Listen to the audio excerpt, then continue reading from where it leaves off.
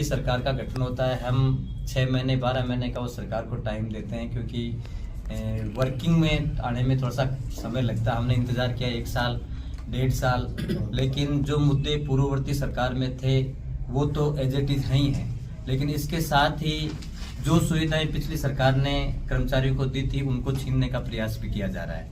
इसलिए मजबूर होकर अखिल राजस्थान राज्य कर्मचारी संयुक्त महासंघ, जो प्रदेश में 34 संगठनों का एक संगठन है, घटक संगठन है, जिसमें हमारे तमाम कर्मचारी संगठन उसके घटक हैं, और मजबूरी में ये ऐलान करना पड़ा है कि लगभग 2 साल का समय सरकार को हम दे चुके हैं, लेकिन सरकार जो 2022 में पूर्ववर्ती गहलोत सरकार ने जिस ओपीएस की बहाली की थी, 2005 से राजस्थान में जो एनपीएस लागू की गई थी और लंबे संघर्ष की बदौलत माने या कुछ राजनीतिक दावपेच के आधार पर वोट का बेनिफिट का सवाल पर पूर्ववर्ती सरकार ने कर्मचारियों को पुनः ओपीएस लागू करने की घोषणा की थी और 1 अप्रैल 2022 से ओपीएस राजस्थान में लागू भी कर दी गई थी।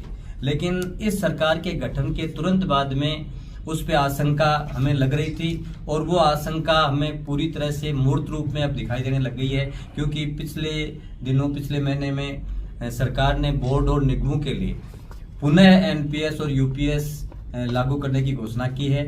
अब हमें पूरी तरह से ये लगने लग गया है कि राजस्थान के कर्मचारी पर भी निश्चित रूप से चंद दिनों में ओपीएस थोपने की पूरी साजिश ये करने जा रहे हैं, एनपीएस लागू करने की साजिश करने का प्रयास कर रहे हैं। इसके साथ ही राजस्थान में अभी तक संविदा कर्मचारियों की संख्या कम थी, लेकिन ये सरकार पूरी तरह से संविदा कार्मिकों के आधार पर इस प्रशासन के ढांचे को चलाना चाहती है। हर डिपार्टमेंट में संविदा कर्मचारी की नियुक्ति करने का इन्होंने कार्यक्रम तय कर लिया है।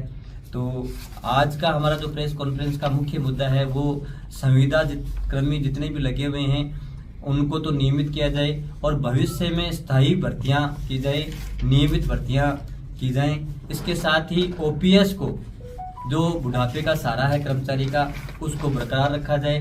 साथ ही 2 साल में इन्होंने एक भय का वातावरण बना दिया पूरे राजस्थान में, चाहे जिस कर्मचारी को सस्पेंड कर रहे हैं और उसमें भी कई इश्यूज, जिसमें कोई डिपार्टमेंट का इशू नहीं, अनेक प्रकार के इश्यूज को लेकर कर्मचारी में भय पैदा किया जा रहा है। उसके आधार पर सस्पेंड किया जा रहा है, उसके आधार पर उसको नोटिस दिया जा रहा है, साथ ही उसके तबादले किए जा रहे हैं। अभी हाल ही में हमारा एक एजुकेशन का सबसे बड़ा कैडर जो प्रिंसिपल का कैडर है उसमें टोटल कर्मचारी 13,000 हैं, जिसमें से 4527 कर्मचारियों के ट्रांसफर किए गए हैं और जिनमें से 1700-1800 वो ट्रांसफर हैं जो डिस्टर्ब ट्रांसफर हैं, जिसमें एक कर्मचारी को उठाया गया है, दूसरे कर्मचारी को लगाया गया है, वो भी डिस्टर्ब है, वो भी वहां नहीं जाना चाहता था और वो दूसरा जाना नहीं चाहता था। ऐसी स्थिति में आज 900 ऐसे प्रिंसिपल हैं जो कार्य ग्रहण जिन्होंने नहीं किया है और वो संशोधन की कतार में हैं, इंतजार में हैं। ऐसे 900 कर्मचारियों का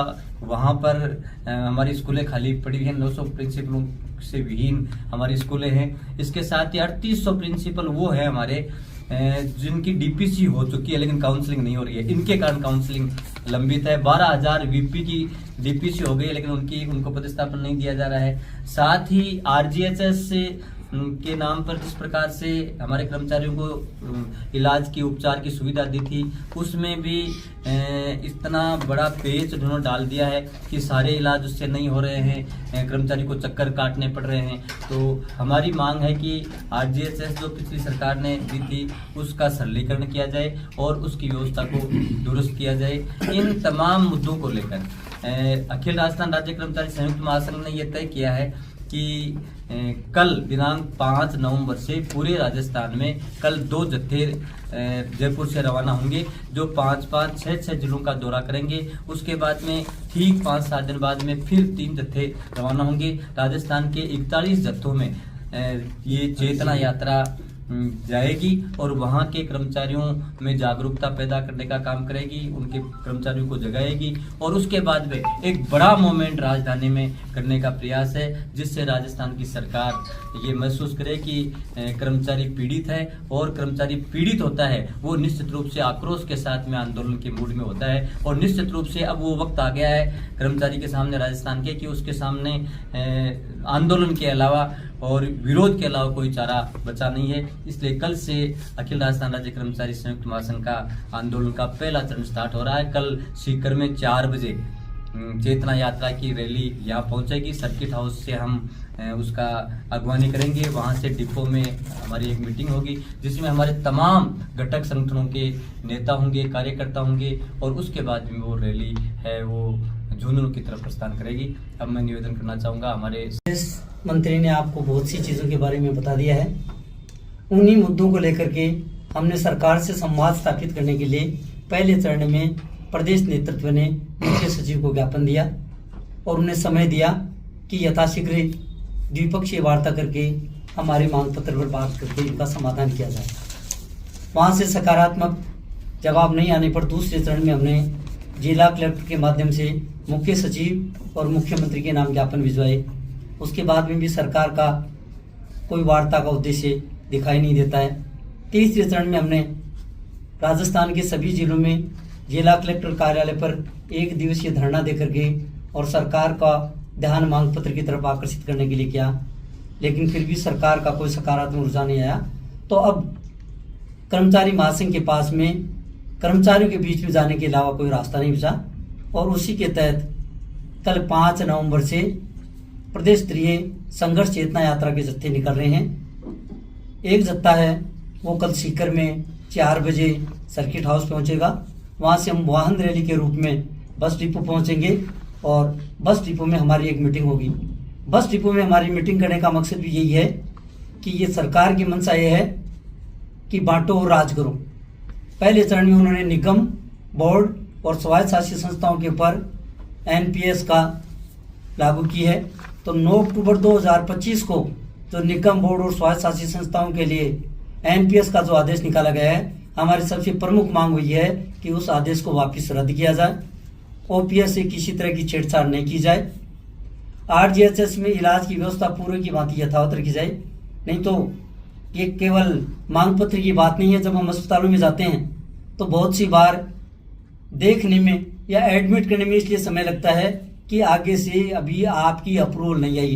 यानी एक बीमार आदमी है, वो केवल अप्रूवल आए तब तक वहाँ बैठा रहे। फिर कुछ चीज़ें कि वो कहते हैं कि ये इसमें ये चीज़ नहीं है, ये नहीं है। हमारी मांग ये है कि आरजीएचएस में इलाज की व्यवस्था बिना शर्त सरलीकृत ढंग से कैशलेस इलाज की व्यवस्था करवाई जाए। निगम बोर्ड के साथियों को अकेला नहीं समझे, इसीलिए हमने इस आंदोलन में सीकर में ये शुरुआत करते हुए रोडवेज के साथियों को शामिल करते हुए इस आंदोलन को हम आगे बढ़ा रहे हैं। 30 नवंबर तक हमारी चेतना यात्रा राज्य के सभी 41 जिलों तक चली जाएगी। उसमें हमारी एक मांग और है कि सभी विभागों में जो सरकार ने एपीओ करने, निलंबन करने, ट्रांसफर के नाम पर जो भय का वातावरण पैदा कर रखा है, हमारी प्रमुख मांग यह है कि सभी विभागों में पारदर्शी व स्पष्ट स्थानांतरण नीति बना करके सभी विभागों में नियम और नीति के अनुसार ट्रांसफर किए जाएं, ताकि कर्मचारी भय मुक्त माहौल में सरकार के काम को कर सके, समाज के हित में काम कर सके, अपने कार्यस्थल पर बेहतर ढंग से काम करके। तरह तरह के तुगलकी फरमान, जैसे हमारे पशु चिकित्सा कर्मचारी हैं, हमारे आयुर्वेद के साथी हैं, उनके लिए ट्रैकिंग का सिस्टम कर दिया कि अगर आप 250 मीटर अपने कार्यस्थल के दायरे से बाहर जाओगे तो आपको आउट मान लिया जाएगा। अब अगर वो साथी किसी की इलाज करने की उद्देश्य से या किसी दूसरे उद्देश्य से जाएंगे तो उनका मकसद यही है कि इस तरह की हम पाबंदी लगा देंगे तो इन साथियों को जनता के साथ में काम करने में जो दुविधा आएगी और उसके कारण से सरकारी कर्मचारी बदनाम होंगे। तो सरकार अपनी नाकामयाबी छुपाते हुए सरकारी कर्मचारियों पर तरह तरह के बंधन लगा करके और उनका मूल उद्देश्य, मूल काम है, उसको हटाकर दूसरे कामों में लगाना चाहती है। तो इन सारी चीजों को लेकर के राजस्थान में पहले चरण में संघर्ष चेतना यात्रा राजधानी से बाहर जिलों की तरफ जाएगी। सरकार अगर से हम अब भी उम्मीद करते हैं कि महासंघ से वार्ता करे और हमारी समस्याओं का समाधान करे। नहीं, अभी तो हमारी चेतना यात्राएं हैं वो राजधानी से जेलों की तरफ जा रहे हैं। अगले चरण में हमारी वही यात्राएं हैं वो जेलों से राजधानी की तरफ आएगी और राजधानी में कर्मचारी, निगम बोर्ड, संविदा कर्मी, उन सब के साथ में हम सरकार के खिलाफ बड़ा आंदोलन करेंगे। संविदा कर्मियों के साथ में भी बड़ा अन्याय हो रहा है और उनमें कर्मचारियों में विभाजन भी पैदा कर रहे हैं कि एक ही कार्यस्थल पर एक कर्मचारी को नियमित वेतन मिल रहा है, दूसरा कर्मचारी वही काम कर रहा है, संविदा पर उसे कम वेतन मिल रहा है। उससे सरकार के प्रति गुस्सा होने के साथ ही दूसरे कर्मचारियों से भी गुस्सा होता है कि हम आपके काम बराबर करते हैं, तनख्वाह हमें कम मिलती है। भविष्य में इन संविदा कर्मियों को स्थायी किया जाए, भविष्य में जितनी भी भर्तियां की जाए वो नियमित वेतनमान की जाए। इसी के साथ कर्मचारियों पर वर्कलोड बढ़ाने के लिए बड़ी संख्या में पद रिक्त पड़े हैं। हमारी सरकार से ये भी मांग है कि एक तरफ ट्रेंड बेरोजगार लोग बैठे हैं, दूसरी तरफ विभागों में पद खाली हैं। सरकार को यथाशीघ्र स्थायी नियुक्ति से सभी रिक्त पदों को भरा जाए। इन्हीं मांगों के लिए हमारा ये संघर्ष चेतना यात्रा है, ये पूरे प्रदेश में जा रही है। बोर्ड, निगम, विश्वविद्यालय और जितने भी स्वायत्त संस्था है उनमें ओपीएस को लेकर जो सरकार ने आदेश जारी किए हैं कि वो बोर्ड या निगम स्वतंत्र है, वो अपनी रिपोर्ट ये भेज दे कि ये घाटे में चल रहे हैं, तो उसका एक बहाना लेकर ये सरकार ओपीएस को बंद करना चाहती है, जो गहलोत सरकार ने अपने टाइम पर लागू की थी। इसके तुरंत 9 तारीख के आदेश के तुरंत बाद हमारा जो मोर्चा बना हुआ है उसने 11 तारीख को ही प्रेस नोट जारी करके और वही प्रेस नोट रोडवेज प्रशासन को भी प्रेषित किया और इसके आगे 26 अक्टूबर को हमने सारे स्वास्थ्य संगठन जैसे विश्वविद्यालय है, निगम है, बोर्ड है, ये सारे सब 20 से ज़्यादा संगठनों को संयुक्त मीटिंग की और उसमें यह प्रस्ताव पारित किया गया कि हम 11 तारीख को काली पट्टी बांध के और सारे विभाग विरोध प्रदर्शन करेंगे। उसके बाद में 18 नवंबर को हमारा स्टेचू सर्किल पे सभी जो बोर्ड निगम कर्मचारी ये सारे संगठन हैं 20 से ज़्यादा और भी जोड़ने की कोशिश कर रहे हैं, जिसी के तहत हम महासंघों को भी जोड़ने की बातचीत चल रही है और हम वो भी कर रहे हैं। तो हम ये 18 तारीख के दायरे में आगे के प्रोग्राम की घोषणा करेंगे, जिसमें हम सबसे संयुक्त अपील करेंगे कि आप भी हमारे साथ जुड़ो और हमारी जो भी है ये हमारे पर कुठाराघात है ये आगे आपके लिए भी लागू होगा, इसलिए पहले से सावधान हो जाओ। ये सरकार की जो नीति है उससे हम त्रस्त हैं और जो बुढ़ापे का सहारा लोगों ने हमारी रोडवेज में ओपीएस लेने के लिए, मैं आपको जानकारी के लिए बता दूं, 2 रुपये सैकड़े में ब्याज पर रुपए लेके 20 लाख से लेके 30 लाख तक एक मुश्त जमा कराए हैं। आज उनकी सामाजिक प्रतिष्ठा है उसको सीधा नुकसान पहुंच रहा है और उसके जो ब्याज पर रुपए ले रहे हैं उतनी उसको पेंशन भी नहीं मिल रही। तो सवाल ये है कि उस पेंशन वो यदि बंद हो जाएगी तो उसकी सामाजिक सुरक्षा बिल्कुल खतरे में पड़ जाएगी और उसकी समाज में जो साख एक पेंशनर की होती है वो साख भी खराब हो जाएगी। तो हमारा ये बहुत बड़ा दुख है हमें कि इतना पैसा सरकार लेके भी हमारी जो पेंशन है उसको सुरक्षित नहीं कर रही है। तो हमारा सरकार के विरोध में ये ऐलान है और हम सब जितने भी हमारे संगठन हैं उनसे अपील करेंगे और वो हमारे साथ एकजुट होंगे और एकजुट होके और हम इस सरकार को झुकाने का प्रयास करेंगे। हमारी ओपीएस पे जो खतरा था वो अभी राजस्थान में एनपीएस से ओपीएस जब लागू की गई और जब ये सरकार आई तभी इनके मंसूबे जाहिर हो गए थे, लेकिन अब तो स्पष्ट हो गए, सबके सामने आ गए। तो सीधी सी बात है, ये बात तो क्लियर है कि पूरे राजस्थान का कर्मचारी इस बात को लेकर लामबंद है कि न यूपीएस न एनपीएस, सिर्फ और सिर्फ ओपीएस के लिए संघर्ष करेंगे। दूसरी बात ये है कि ये हमारी ये मांग है प्रदेश राष्ट्रीय स्तर पे कि पीएफआरडीए बिल रद्द किया जाए। यदि पीएफआरडीए बिल रद्द होगा तभी पूरे देश में एक साथ ओपीएस लागू की जाएगी। और राजस्थान के कर्मचारियों में, राजस्थान में ओपीएस लागू कर दी गई है, लेकिन हमारा जो जमा पैसा है वो केंद्र सरकार देने से मना कर रही है। वो पैसा भी तब मिलेगा जब PFRDA बिल रद्द होगा। उसके लिए भी राजस्थान में हम संघर्ष कर रहे हैं। अगली जो बात है वो चाहे किसी भी विभाग को देख ले, यहाँ जितने कैडर के साथी बैठे हैं, पिछले सालों से मात्र एक उद्देश्य इन सरकारों का रहा है कि कैसे भी सार्वजनिक उपक्रमों को बंद किया जाए। कहीं भी देख लें, शिक्षा और चिकित्सा सबसे बड़े हमारे सार्वजनिक उपक्रम हैं, उन पे बहुत बड़ा हमला किया जा रहा है। रोडवेज के साथी बीच में बैठे हैं, किस तरह निजी बसों को बढ़ावा दिया जा रहा है। तो आने वाले समय में गरीब किसान और मजदूर किसी भी शर्त पे अपने जीवन यापन की स्थिति में नहीं होगा, न तो वो निःशुल्क शिक्षा प्राप्त कर सकेगा, न निःशुल्क चिकित्सा प्राप्त कर सकेगा, न वो यात्रा कर सकेगा। और जहां तक बात हमारे RGHS की है, अभी निःशुल्क चिकित्सा की बात कर रहे हैं कर्मचारियों की, आप देखोगे कि हमारे सेवानिवृत्त कर्मचारी इतने पेचीदगी कर दी कि उनको दर दर की ठोकर खानी पड़ती है और मजबूरी में फिर उनको पैसा देके, हमारा पैसा कटता है फिर भी पैसा देके उनको इलाज कराना पड़ता है। शिक्षा विभाग की, चूंकि मैं शिक्षा विभाग से हूँ, बात करें तो आज 3rd ग्रेड की 5 साल की DPC ड्यू है, हजारों पद खाली हैं। और यदि वो पद, पहले तो इनका इसके पीछे राज है, पहले विभागों को बदनाम किया जाता है और उसके बाद में बंद किया जाता है पब्लिक के सामने। तो हमारा ये भी उद्देश्य रहेगा इस जन चेतना के माध्यम से, कर्मचारियों की चेतना के साथ साथ हमें आम आवाम में, जनता में भी चेतना फैलानी होगी कि हमें अपने अधिकार के लिए, जो हर लोकतांत्रिक सरकार, ये सरकारें हर चीज में नफा और नुकसान देखती हैं कि इसमें हमें फायदा क्या हो रहा है, लेकिन लोकतांत्रिक सरकार की मोरल ड्यूटी होती है कि वो आम आवाम को निःशुल्क शिक्षा और चिकित्सा मुहैया करवाए।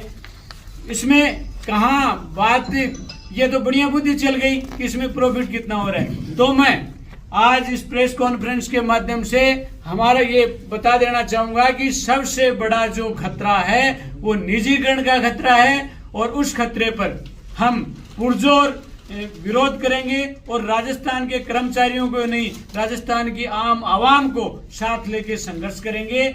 और जितने भी वेतन विसंगति है और जितनी भी तरह की बातें हैं, हर कैडर की जो मांग है उनके लिए संघर्ष करेंगे। लेकिन मुख्य रूप से OPS, RGHS और जो निजीकरण की जो मुहिम है, परमानेंट भर्ती, ये मान लो लगभग बंद प्राय है। मतलब 10-20 सालों तक संविदा पे एक अल्प वेतनभोगी कर्मचारी, जो मिनिमम जो भुगतान राशि है राज्य सरकार ने जो तय कर रखी है वो नहीं दे रहे हैं। विद्यालयों में जो कुकम हेल्पर है उनकी ऐसी स्थिति है, उनको बांध के रखा है, 2-2 हजार रुपए में नौकरी कर रहे हैं। तो इन सब को लेके हम पूरे राजस्थान में कर्मचारियों में और आवाम में चेतना फैलाने का प्रयास करेंगे। धन्यवाद। हमारी रोडवेज में भी अन्य संगठनों को साथ लेके अभी पिछले तारीख को जयपुर में कॉन्फ्रेंस, बड़ी कॉन्फ्रेंस की और आंदोलन का चरण भी पूरा कर रहा है। तमाम डिपों में, हमारे सीकर के तमाम डिपों में इसको मिला के वहाँ धरना प्रदर्शन हुआ है। और आगे भी जैसे प्रभु जी ने बताया 11 नवंबर को काली पट्टी बांध के विरोध करने का है और 18 तारीख को जयपुर पूज का प्रोग्राम है। तो कुल मिला के बात है कि जो पिछली सरकार ने OPS जारी की थी उसको ये सरकार बंद करना चाहती है। ये बहुत ही कर्मचारियों के लिए एक सबब का है और इसको हर तरफ से हम इसका भयंकर विरोध करेंगे। मुख्य रूप से जो निजीकरण का दौर, जैसे गुरु जी ने बताया, इस तरह का है कि रोडवेज के निजीकरण के लिए ये सरकार एक तरफ तो रोडवेज को लाइफलाइन कह के उसको वाहवाही जनता में लूट रही है, और दूसरी तरफ पिछली बीजेपी सरकार ने भी लोग बस अड्डों पे लोक परिवहन लगा के बंद करने की पूरी साजिश की थी। मगर हमारे रोडवेज के साथियों ने इतनी बहादुरी से उसको लड़ा कि लोक परिवहन मुख्यमंत्री और सब सिंधी कैब में आ गए थे और बसों का पूरा जत्था पुलिस के साथ, मगर रोडवेज कर्मचारियों को अंदर नहीं आने दिया, उसको कामयाब नहीं होने दिया। इसी तरह अभी भी लोक परिवहन को 2500 परमिट देके और इस तरह ये दोहरा चरित्र कर्मचारियों के साथ कर रही है, ये बिल्कुल ठीक नहीं है। इस तरह हमारे कर्मचारियों को भी अभी आपको जैसे GPF, CPF और OPS 3 वर्गों में बांटती है। 3 पेंशन हमारे रोडवेज के साथियों की। अब आज भी हमारे कर्मचारी भी इसमें असमंजस में है कि ये कल OPS का संघर्ष है, इसमें GPF वाले कम आएंगे। इस तरह से इस सरकार ने और रोडवेज ने इस तरह से लोगों को भ्रमित कर रखा है कि कर्मचारी भी आपस में दुविधा है कि ये किनका है, और लोग चर्चा भी कर रहे हैं कि हाँ यार ये OPS वालों का है, कल ये CPF वालों का है, ये GPF वालों का है। तो इन सबको हम एकता बनाकर जो ये आंदोलन है, और मुख्य रूप से जो OPS की है इसके लिए हम संघर्ष करेंगे।